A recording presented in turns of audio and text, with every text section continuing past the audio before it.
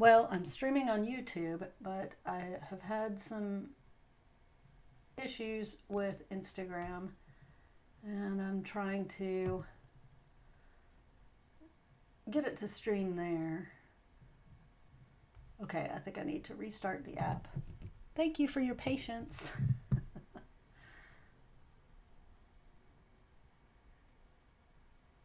If it doesn't work this time, I'm just going to give up on Instagram Live TV. Okay.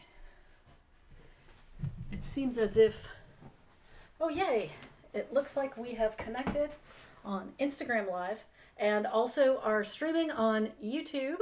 And welcome to my studio stream. It's been a couple of weeks since I've been able to check in. My name is Rachel Pollock.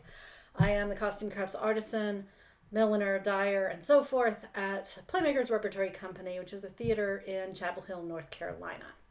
And every Thursday afternoon, I have my live studio stream where I welcome people to my home studio, which, thanks to the pandemic, I'm not working on site in the costume shop at PlayMakers. So welcome. I see I have a couple of people showing up on Instagram Live and also a couple on YouTube. So let's get started. It's been, like I said, the past 2 weeks I haven't streamed because at the university, which the theater I work at is in residence at a university, and I teach in the graduate program there for costume production. We are interviewing applicants to the graduate program for our incoming class in fall. I'm groping around because I'm thirsty and I need my water here. I've come up with a plan for how I can actually drink water while I do this stream. So this is my inaugural attempt at that. Anyway, the past 2 Thursdays, we have had candidate interviews showing their portfolio and sitting in on classes, and we get to know them. So that has preempted my studio stream. So I'm glad to be back, and I have a few things to share with you that I've been working on over the past couple of weeks, and just developments that have come up with costume craft work. I will note that I'm going to have to leave early and cut off the stream at 3:20 today because I've had a meeting show up on my calendar. You know how with a digital calendar sometimes you can block off time for something, and then somebody who is higher up in your institution puts an appointment on your calendar and you really can't just not go to it. So I have a prior commitment at 3:30, so I'm going to cut the stream off at 3:20 to transition to be able to attend that meeting. But so let's get into what's been going on craft-wise here at my studio. I think the most exciting thing for me that has happened in the past couple weeks, I received a donation package in the mail from an alumna of our program. And I've actually filmed an unboxing video of it when I unpacked that donation, and that'll show up on my channel as a standalone video soon. But I wanted to share with you a couple of the things that were in that donation, because they're just really beautiful examples of millinery. This donation also, it was basically she has moved on with her career to the point that she doesn't feel like she needs to hang on to old graduate school projects anymore. And some of them she sold on Etsy and so forth, but some of them she wanted to donate back to the program to use as teaching samples or to put into the costume stock at the theater. And there were many, many beautiful items in this donation, of which some of them definitely will become part of the costume collection at PlayMakers, and some of them definitely will become teaching examples. And the one that I have here to show you first and foremost is, it's going to be maybe kind of hard to see this on Instagram, but you can definitely see it great on YouTube. This is a drawn bonnet made of silk taffeta. I've put it on my millinery model Zelda here so you can see how it looks on a wearer. And this style of drawn bonnet, it starts, you start seeing it, particularly this kind of coal scuttle shoot of a bonnet. You start seeing it in the Regency age, and then the shapes of the bonnet change over time, but the construction of this drawn fabric stabilized on wires or cane, you see it up through, I guess the latest I've seen it is 1840s. Drop a comment in the chat if you have a contradictory or alternate opinion on that, because I'm certainly not the be-all end-all expert on this. But this drawn bonnet here. Let me put it on myself as well. It fits on me a little better than on Zelda because I have actual hair and it wants to grip to my head, and she's got this smooth head that it wants to slide off of. And also she has a very small head. I don't have a huge head, but my head is definitely bigger than hers, which is I think a 20 and a half. It's quite small. This bonnet, Leah made this. Leah is the name of the woman who donated all of this stuff. She made it when she was in my millinery class in graduate school. And it's silk taffeta, blue on the outside and a sort of a pinkish gray on the inside, with these channels that have millinery wire in them. I'm not going to bend one because then there'd be a kink in it.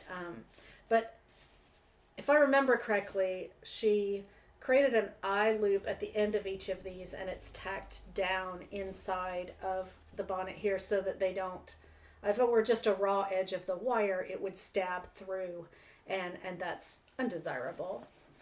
The thing that I love most about, well, there are so many things I love about this bonnet. I love that it has self-trim, a little ruffle of self-trim here along the edge of the bonnet where she has frayed out the taffeta to provide its own fringe on this gathered ribbon here along the edge.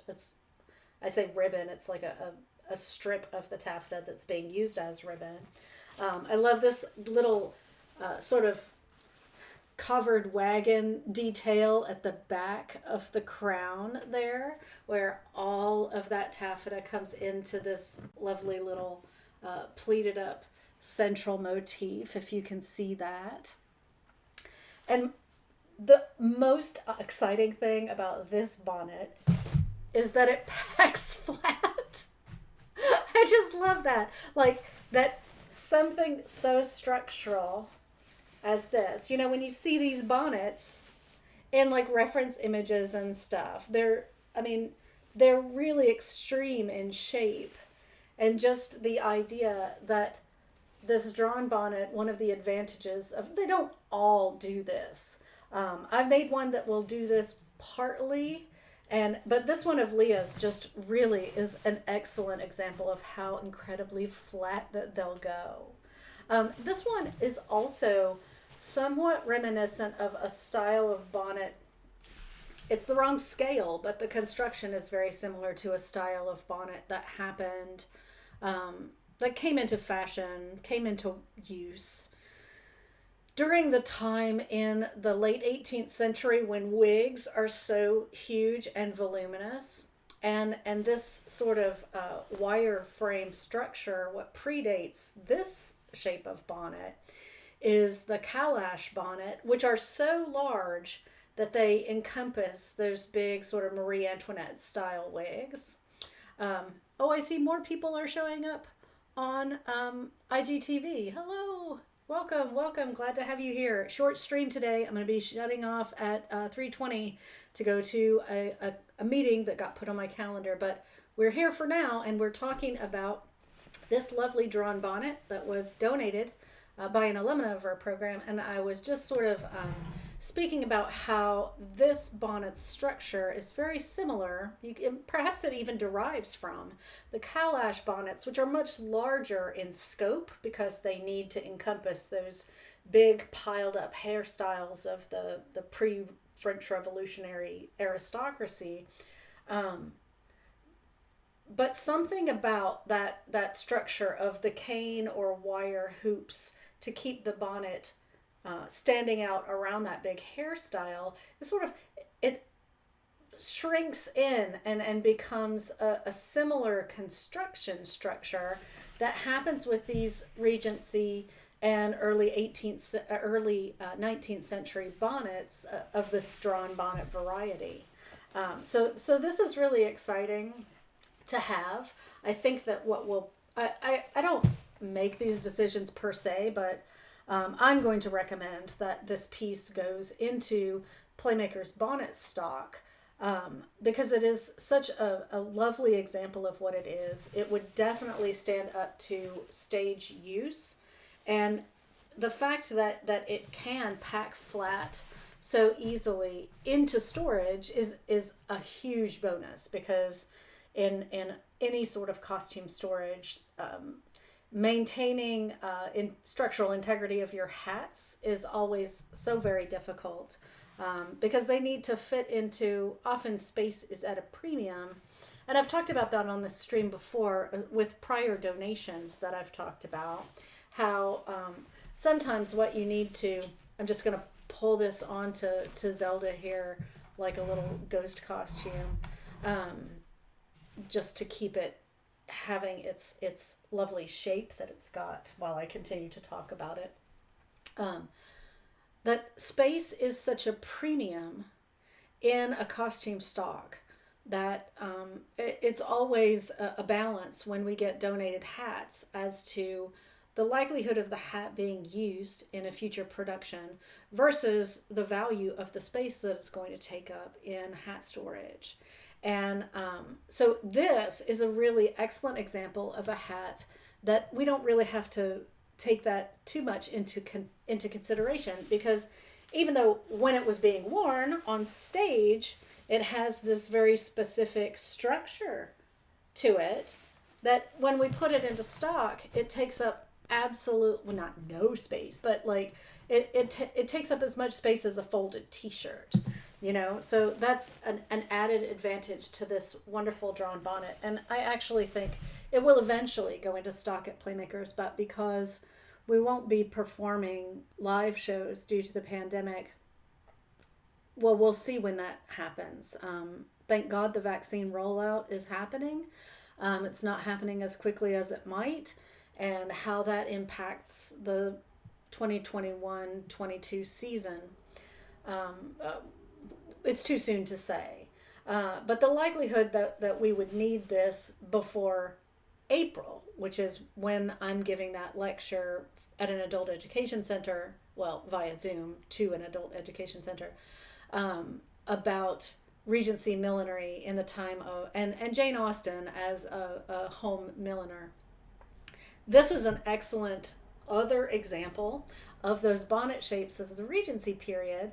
And I'm probably going to hang on to it here at my home studio, at least until after I give that lecture, because it's such a dramatic thing to see, is compressing this flat. I really think the folks that will attend that lecture would like to see me do that in real time. So I'll probably hang on to it until then. Recall that I've been building a custom spiral straw bonnet in a Regency style for that for that lecture, on several of these studio streams. And I finally finished it, I don't know, maybe first stream of the year, perhaps. And that is because it's straw in a spiral construction. That is a much more stable and fragile version of these bonnets from that period. And so it will be nice to contrast this one with that bonnet, that straw bonnet that I've been building for the lecture. I'm checking my watch because, like I said, the alarm's going to go off at 3:20, and then I have to stop the stream. Oh, there are a couple other things that I wanted to share with you today, though, and I think I said I made an unboxing video of this donation, but because this is primarily a Millinery studio stream, I will talk today also about this other item that was in the donation. Well, let me take this off of Zelda for right now, because this is also a hat. This is it was Leah's final project in millinery class, and she did some research and came across a description of, you're probably familiar with the term pudding head or pudding cap. And she came across a description of a pudding cap, which is what this is an example of. And she wanted to try to replicate this style of hat that was used in the 19th century. It was a hat style for children. And if you look at it here on Zelda, you see that it's got this padded sort of bumper around the perimeter of the head. And then there's, ribbons on top that you can tie this to be larger or smaller, and ribbons on the front and back, or maybe perhaps on the sides. There's 2 ribbons that adjust the size of this padded perimeter. And so a pudding cap of this style is, we called it a Victorian crash helmet when she was working on this. Because it's intended to protect small children, particularly when they're learning to walk, protect them from falling down and cracking their head and getting a concussion. So if you think about when kids nowadays, like if they wear a bike helmet, or you give them a helmet while they're learning to do something that is somewhat dangerous, where they could hurt themselves. This is the version of that was in use in the 19th century. And this one that Leah has made here, if you look on the inside, you can see it's got a sturdy twill backing to these pieces, and even the parts that go up over the head are padded. If I remember correctly, what she used for the padding in this bumper perimeter of the head is she took pipe insulation foam from like Home Depot, I believe, a hardware store, and cut it in half because it's naturally curved into that bumper shape, and that is what's inside of these. But she also quilted the suede. So this is the green side of this is suede. She also quilted that so that we would have this lovely dimensionality that you see in these pads. Now, she did a significant amount of research into what the original pudding caps were made out of, and they were stuffed with, sheep's wool and down feathers and cotton batting or cotton wool batting. This is not a historical reproduction in the sense of using all of the materials that would have been used by a maker in the 19th century. But it is. We talked about what did she want it to be, as a final project. What did she want it to be? And she envisioned it. At the time, I think we had just done a show in which we had a character who. The character was basically chained to the set by his think about Renfield and Dracula. This character was a similar sort of somewhat mentally handicapped servant to a mad genius. And we talked about how that character needed certain kinds of PPE to keep from hurting himself.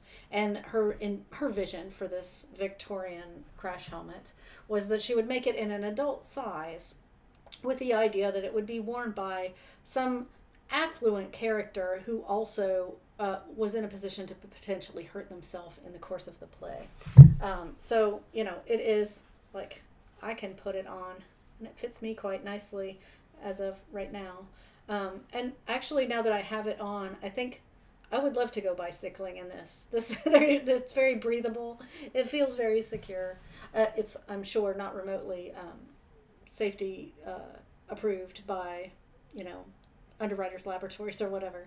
But this was just a really fun final project for her to have done. think she dyed the ribbon bindings of these strips and the ties to match the suede of the larger pads. And this, I need to speak to my manager as to whether we think this should go into stock, or whether it remains a teaching sample, because it is such a nice example of what it is, but it is also incredibly singular in its purpose, in its look, and it may be something that, even though it doesn't take up a huge amount of space, it may be something that it's like nobody's ever going to use this unless they like devise a work around it. So, you know, it may be something that I keep it in my teaching samples for millinery class. I only have like 20 seconds left. Well, I'll just show you really quick. The other thing that I was going to go over and share with you for this stream is this. I have this indigo and shibori natural dye kit. This was one of, there's my alarm. Let me turn it off, and then I'll quickly tell you what else. Snooze. Okay. I'll just tell you about this super quick, and then I gotta go to my 3:30 meeting.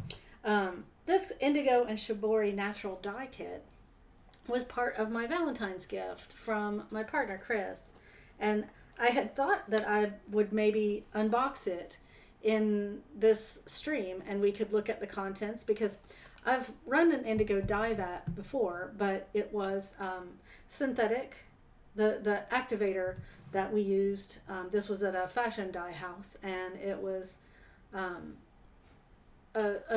it was a very chemical process, and this is claiming itself to be a natural dye kit. I haven't looked at it too closely yet, but I was going to look at it closely with you as part of this stream, and perhaps that's something that I will save it and do in a future stream.